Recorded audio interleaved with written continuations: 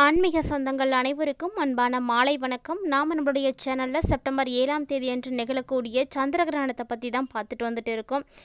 இந்த கிரகணம் கும்பராசியில் பூரட்டாதி நட்சத்திரத்தில் தான் உருவாகுது. ஸோ அதனால் கும்பராசிக்கு திரிகோண நிலையில் இருக்கக்கூடிய மிதுனம், கடகம், கும்பம், மீனம், மகரம் இந்த 5 ராசிக்காரங்க கிரகண தோஷத்துக்கு ஆளாகிறீங்க. ஸோ நீங்கள் எல்லாருமே கிரகண தோஷத்திற்கான பரிகாரங்களை செய்கிறது ரொம்ப நல்லது.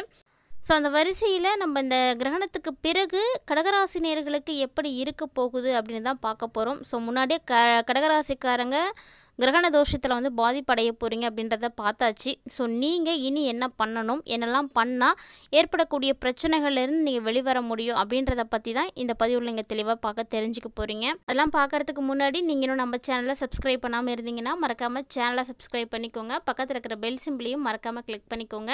அப்போ தான் நாங்கள் போடக்கூடிய வீடியோஸ் எல்லாத்தையும் உங்களால் உடனே பார்த்து பயன்பெற முடியும். ஸோ மறக்காமல் சப்ஸ்கிரைப் பண்ணிக்கோங்க.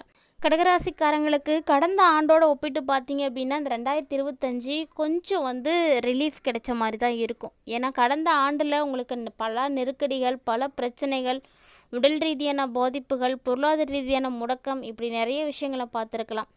ஆனால் எப்போ சனி உங்களுக்கு பயிற்சி ஆனாரோ அதுக்கப்புறமே நிறைய விஷயங்களில் நீங்கள் மாற்றங்களை கண்டிப்பாக கண்கூடாவே பார்த்துருப்பீங்க. இருந்தாலுமே கூட இந்த ஆண்டு நிகழக்கூடிய இந்த கிரகணமானது உங்களுக்கு எப்படி இருக்குது, கிரகணம் ஏன் உங்களுக்கு தோஷத்தை உண்டு பண்ணியிருக்கு அப்படின்றதையும் நம்ம பார்க்கலாம்.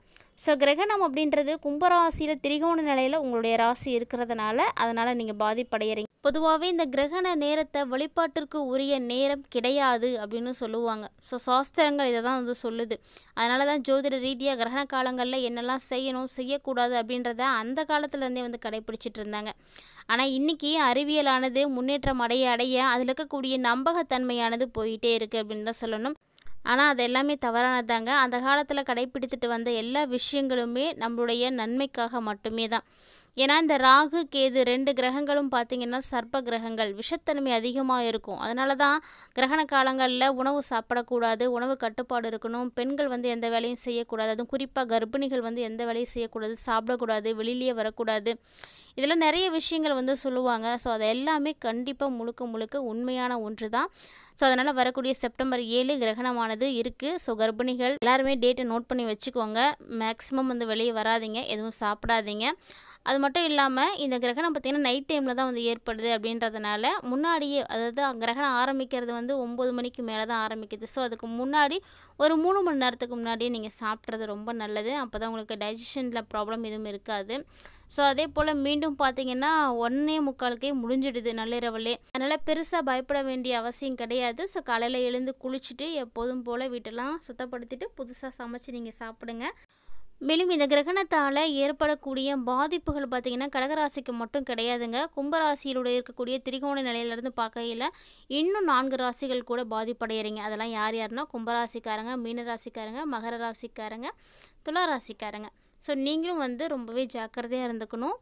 அது மட்டும் இல்லாமல் நட்சத்திர ரீதியாக பூரட்டாதி, புனர்பூசம், விசாகம், உத்திரட்டாதி இந்த நட்சத்திரக்காரர்களும் ரொம்ப கவனமாக இருக்கணும். ஸோ யாருக்கெல்லாம் அதிர்ஷ்டம் கிடைக்கும் அப்படின்னு பார்த்தீங்கன்னா தனுசு, கன்னி, ரிஷபம் இந்த 3 ராசிக்காரங்களுக்கும் ரொம்ப சூப்பராக இருக்குது. ஸோ நீங்கள் கிரகணத்தை பார்த்துலாம் எந்த விதமான பயத்தையும் எடுத்துக்க தேவையில்லை.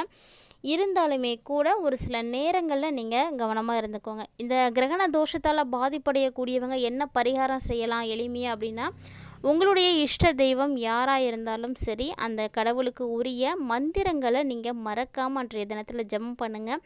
ஸோ அவங்களுக்கு உரிய ஸ்லோகங்களை நீங்கள் சொல்ல உங்களுடைய தோஷங்கள் நிவர்த்தியாகும். கண்டிப்பாக அந்த டைமில் அதை மட்டும் மிஸ் பண்ணாமல் செய்யுங்க. ஸோ பெருசாக எந்த ஸ்லோகமும் தெரியல அப்படின்னாலுமே எந்த ஒரு பயமும் தேவையில்லை.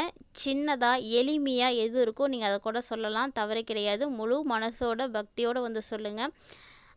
மேலும் பார்த்தீங்கன்னா உங்களுக்கு எந்த கடவுள் இஷ்ட கடவுளாக இருக்காங்க அப்படின்றத மறக்காமல் கமெண்ட் பாக்ஸில் கமெண்ட் பண்ணுங்கள்.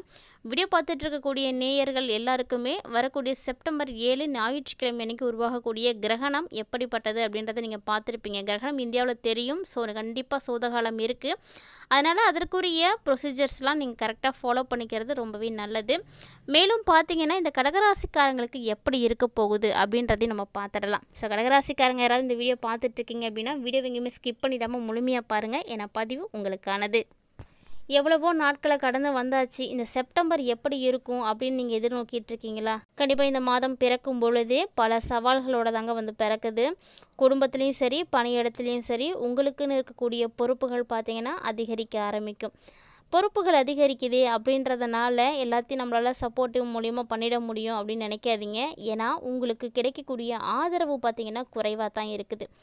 ஸோ ஆதரவு குறைவாக இருக்குது, பொறுப்பு அதிகமாக இருக்குது. அப்போ என்ன பண்ணணும், என்னெல்லாம் செய்யணும் அப்படிங்கிறத கரெக்டாக நீங்கள் பிளான் பண்ணணும். திட்டமிட்டு பண்ணிங்க அப்படின்னா தான் நீங்கள் செய்ய நினைக்கக்கூடிய விஷயங்களை கரெக்டாக அந்த நேரத்தில் வந்து செஞ்சு முடிக்க முடியும். சரியாக செஞ்சு முடிக்கிறதுக்கு திட்டமிடல் ரொம்ப ரொம்ப முக்கியமானது.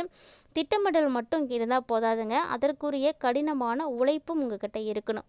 ஸோ கடினமான உழைப்போடு நீங்கள் வந்து செய்ய ஆரம்பிச்சிங்க அப்படின்னா கண்டிப்பாக உங்களால் வந்து எல்லாத்தையும் செய்து முடிக்க முடியும்.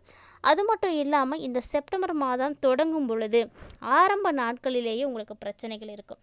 ஸோ ஆரம்பமே வந்து பிரச்சனையோடு தான் ஆரம்பிக்குதா அப்படின்னு நினைக்காதீங்க. ஏன்னா இந்த கிரகணமே பாருங்களேன், செப்டம்பர் மாதத்தினுடைய முதல் வாரத்திலே வேறு வந்துடுச்சு. ஸோ அது மாதிரி கிரகணத்தால் நீங்கள் பாதிப்பும் அடைஞ்சிருக்கீங்க. ஸோ பிரச்சனைகள் கண்டிப்பாக இருக்கத்தான் செய்யும். இந்த பிரச்சனைகளை நீங்கள் தாண்டி வரணும். எப்படி அப்படின்னா உங்களுடைய புத்திசாலித்தனத்தால். ஒரு சில விஷயங்கள் செய்யக்கூடாது அப்படின்னா அதை மாற்று வழிகளை வந்து செய்யறதுக்கு முயற்சி பண்ணணும். ஒரு விஷயம் நம்ம செய்கிறோம், அது வந்து ஒரு வழியில் தடைப்படுது அப்படின்னா அதை வேறு மாதிரி எப்படி செய்யலாம் அப்படின்றத சிந்திக்கணும். ஸோ இதுதான் வந்து புத்திசாலித்தனம், புத்தி சாதுரியம். எப்படியோ ஒன்று அதை செஞ்சு முடிக்கிறோம் அப்படின்றது தான் நம்மளுடைய எண்ணமாக இருக்கணும். ஸோ அந்த மாதிரி நீங்கள் ஒரு சில விஷயங்களில் மாற்று வழிகளை வந்து தேர்ந்தெடுத்து செய்யுங்க. அதெல்லாம் செஞ்சிங்கன்னா நிச்சயம் உங்களால் சமாளிக்கவும் முடியும், பயப்பட தேவையில்ல. அதே மாதத்தினுடைய நாட்கள் போக போக உங்களுக்கு நடுநிலைமை வந்துடுச்சு அப்படின்னா சாதாரணமாகவே இருக்கும்.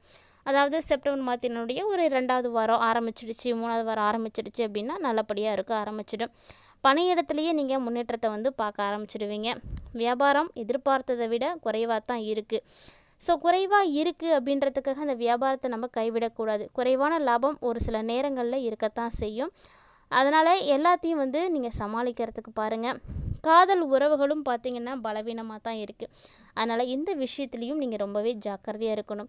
தவறான புரிதல்களானது உங்களுக்கு பெரிய பாதிப்புகளை கொடுக்கும். ஸோ முதல்ல நீங்கள் தவறான புரிதல்களை வந்து நீக்கி வைங்க. உங்களுடைய வாழ்க்கையில் இது வந்து தேவையில்லாத ஒன்று. தவறான புரிதல்கள் தான் திருமண வாழ்க்கையை வந்து பாதிப்படைய செய்யும். ஸோ இது எல்லாத்தையுமே நீங்கள் நீக்கி வச்சிட்டிங்க அப்படின்னா உங்களுடைய இல்லற வாழ்க்கையும் ரொம்ப ரொம்ப சிறப்பாகவே இருக்கும். மேலும் இந்த டைமில் கடகராசிக்காரங்க உங்களுடைய வாழ்க்கை துணையோட ஏதாவது ஒரு ஆன்மீக தலங்களுக்கு போயிட்டு வரத்துக்கான வாய்ப்புகள் கண்டிப்பாக இருக்குது. பயணங்கள் சாத்தியமாகும். முன்னாடியே பிளான் பண்ணியிருக்கலாம், இல்லைனா இனிமேல் கூட நீங்கள் பிளான் பண்ணலாம். ஆனால் ஏதாவது ஒரு வகையில் இந்த செப்டம்பர் மாதத்தினுடைய இறுதிக்குள்ளே நீங்கள் நிச்சயமாக ஆன்மீக பயணம் போகிறதுக்கு வாய்ப்பு இருக்குது. ஸோ செப்டம்பர் மாதத்தினுடைய நாட்கள் போக போக இறுதிலாம் பார்த்திங்கன்னா உங்களுக்கு சாதகமாகவே எல்லா நாட்களும் மாறிடும். வேலை எதெல்லாம் உங்களுக்கு தடைப்பட்டதோ அதெல்லாம் சரியான நேரத்தில் செஞ்சு முடிக்க முடியும். மூத்தவங்க உங்களுடைய முயற்சிகளுக்கு ஒரு நல்ல ஒரு சப்போர்ட்டிவாக இருப்பாங்க. அவங்களுடைய பாராட்டுக்கள் கிடைக்கும் பொழுது உங்களால் அடுத்தடுத்த விஷயங்களை நல்லபடியாகவும் வேகமாகவும் இந்த செஞ்சு முடிக்க முடியும். நிறைய உறவுகளுடைய ஆதரவு அப்போ உங்களுக்கு கிடைக்கும். ஸோ முன்னாடி உங்களுக்கு சப்போர்ட் இல்லை அப்படின்னாலுமே கூட நாட்கள் போக போக உங்களுக்கு எல்லாருடைய சப்போர்ட்டும் இருக்குது. ஸோ உங்களுடைய முயற்சிகளுக்கு பாராட்டுகள் கிடைக்கும். அது ஒன்றே போதும் உங்களை அடுத்தடுத்த வேலைகள் வந்து செய்ய வச்சிடும்.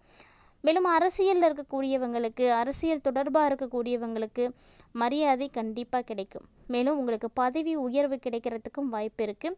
இல்லை அரசியலில் எனக்கு ஏதாவது பதவி கிடைக்குமா? கண்டிப்பாக கிடைக்கும். முயற்சி பண்ணுங்கள். சரியான நோக்கத்தோடு நீங்கள் இருந்தீங்கன்னா நிச்சயம் நடக்கும்.